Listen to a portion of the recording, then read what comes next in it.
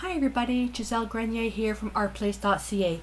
In today's little demonstration, I'm going to show you another background video on using glass stains to tint your backgrounds. To save some time, I've already prepared this, but I do have a video that shows how I did this technique using multiple different types of paper. To quickly recap, I took Strathmore 400 series mixed media paper. It's the wind power version. And using a 1-inch wash brush, I applied 2 thin layers of DecoArt media white gesso. And what this will do is create a barrier. Because this paper is very porous, it takes a long time for the decoupage medium to dry. So by putting the gesso on, not only does it make the paper more sturdy, but it speeds up the drying time of the decoupage medium. Once the gesso layer was dry, I collaged a whole bunch of torn pieces of Ideology tissue wrap using the Americana decoupage napkin medium.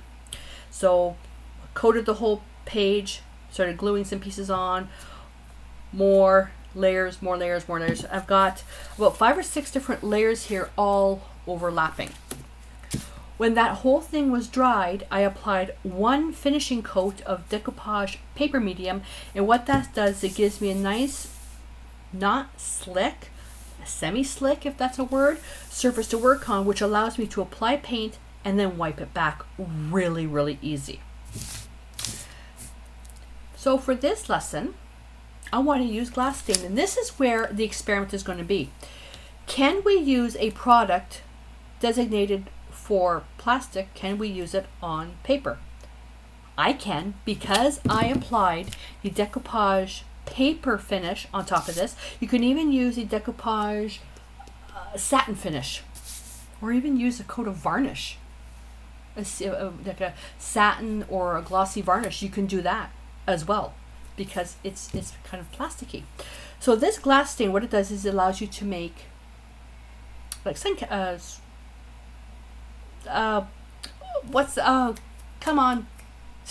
designs. There.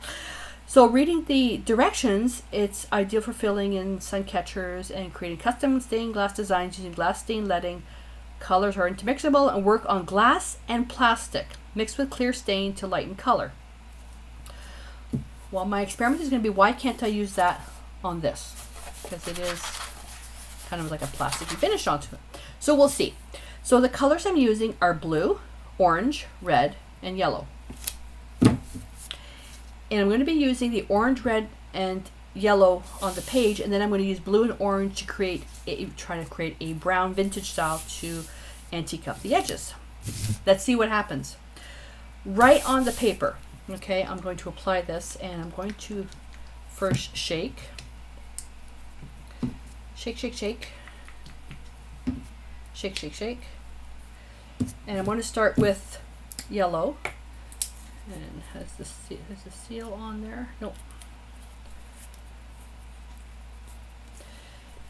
You can apply this with a brush, but I'm just going to start it off with my finger because I want to see does it get tacky. I love the way this applies. Ooh. Okay, it is getting a little bit tacky now, so it's very quick to dry. Oops.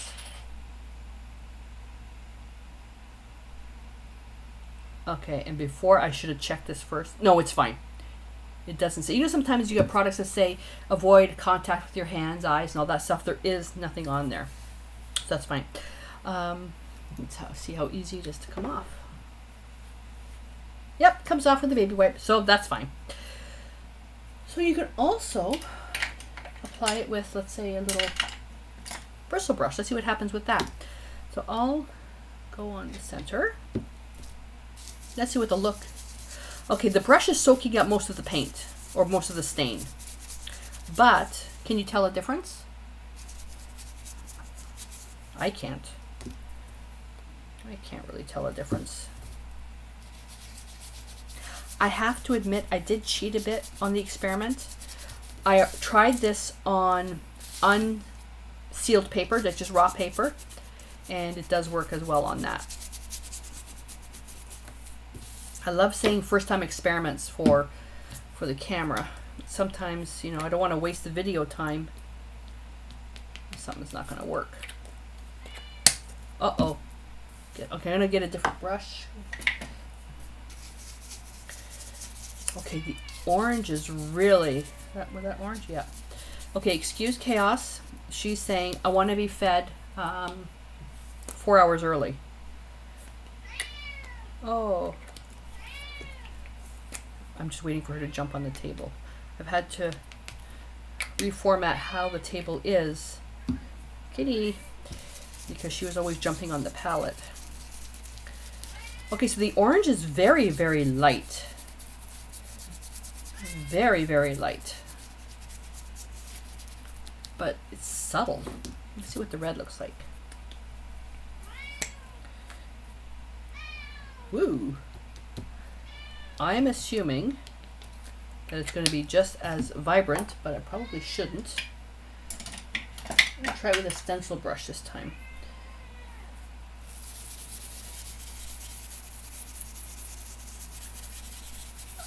I like using stencil brushes on the edges of the paper because it allows me to really get the paint right into the edge because it's such a flat edge.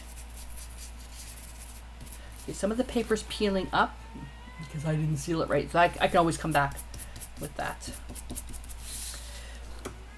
Okay, the red isn't really that intense, so if I go right, what happens if we go right over the yellow?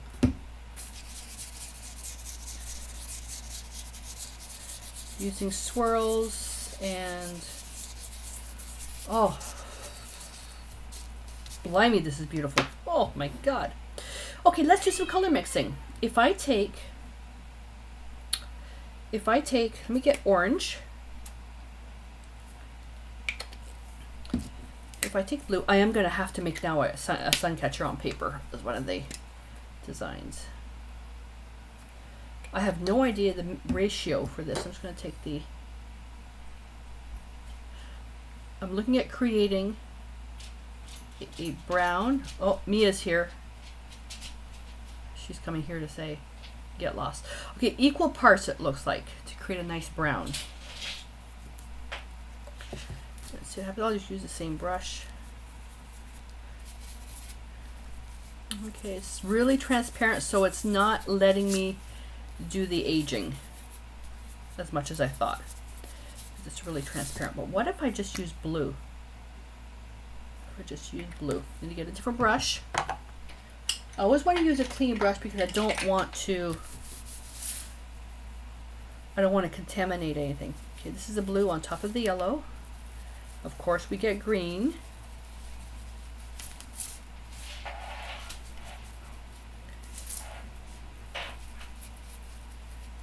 And now we're getting purple. So it looks like I actually have to put it right on top. Okay, so let's see what happens.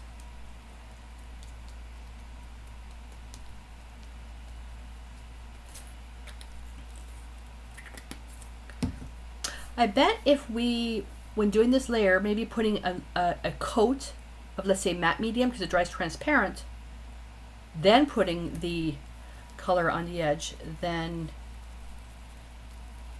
it looks like it might have maybe, I don't know, would it have been more intense? This is nice.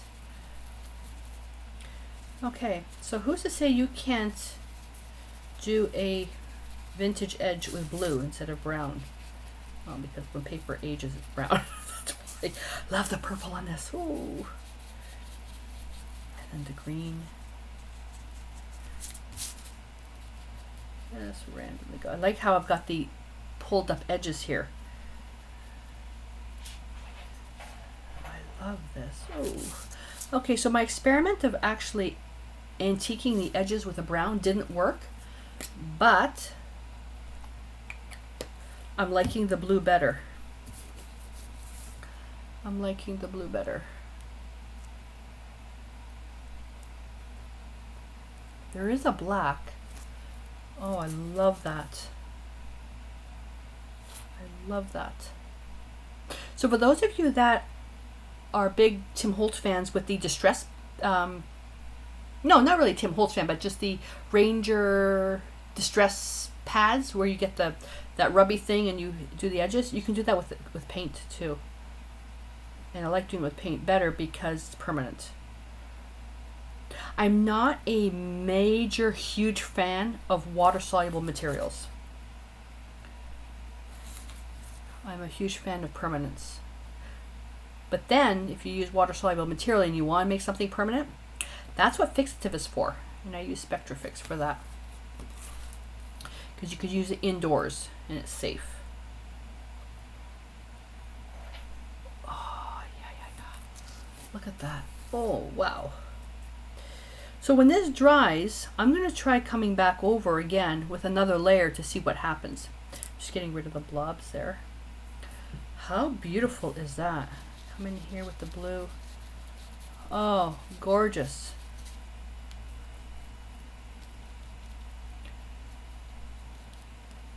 That is beautiful. So there you go. There's a really quick and easy way to create another beautiful background. It's a bit busy, but what you could do with this is that if you're going to create a piece of artwork on it, you can create something bigger where the background just shows through. Or when this is all done, you can apply, well, depending on what you're going to do, you can apply a layer of gesso, rub some gesso to set it back, then apply a layer of transparent paint if you want. Who knows? There's a bunch of different things that you can do. But this is just one more piece that I can add to my book of backgrounds, which will help me build, 58 pieces of artwork.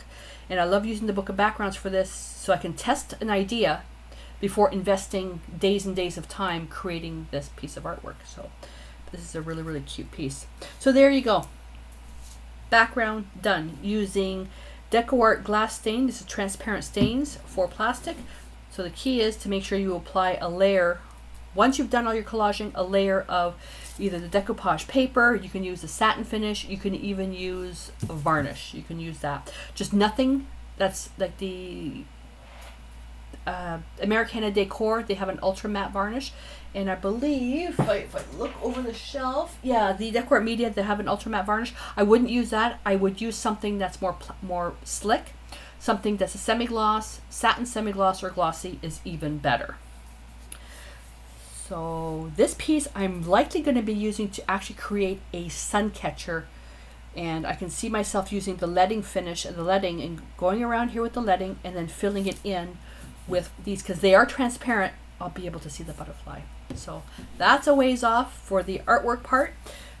So there we go. So I would love to see your version of this using whatever materials you have in your home. And if you'd like to send me a picture via email, or even better is to share it in my private Facebook group. It's a free group. My contact information and the link to the private Facebook group are on my website at ArtPlace.ca. So I'm off to do the next video. And until then, stay inspired.